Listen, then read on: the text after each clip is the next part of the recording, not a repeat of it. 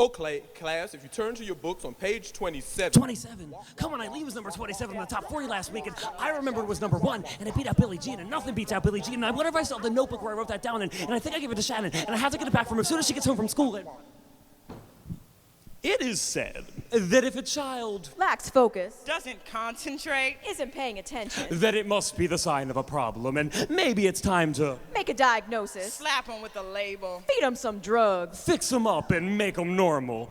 But I have always held that if a child lacks focus, doesn't concentrate, isn't paying attention, that maybe it's because he's a human being like the rest of us, and maybe what he's hearing isn't all that worth listening to.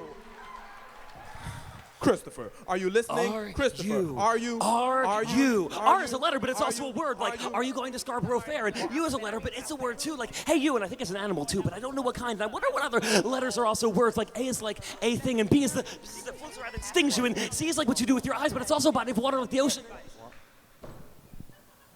Even at this point in my life, I am completely incapable of reading more than 3 pages of anything without the words in front of me, losing the battle with the words in my head. I will sit down to write a paper only to realize half an hour has passed, I've been pacing the floor, and nothing has appeared on that computer screen. Hell, sometimes I bust into all-out interpretive dance just to get out the rhythms that only I am feeling.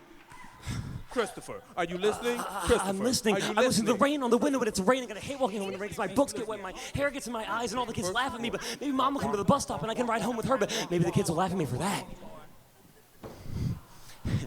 After many years and much procrastination, I am only 3 credits away from officially becoming a teacher.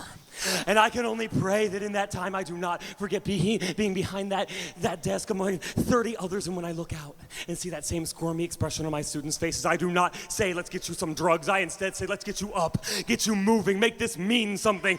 I hope I have nothing but kids like me. Give me a room full of interpretive dancers.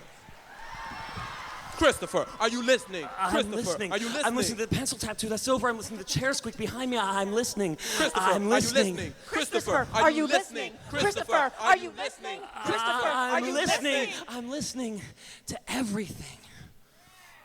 My hope is this, that as long as there is so much as one of me influencing so many as 30 of them, we cannot be all that far from converting confusion into inspiration and movement into dance. Class dismissed.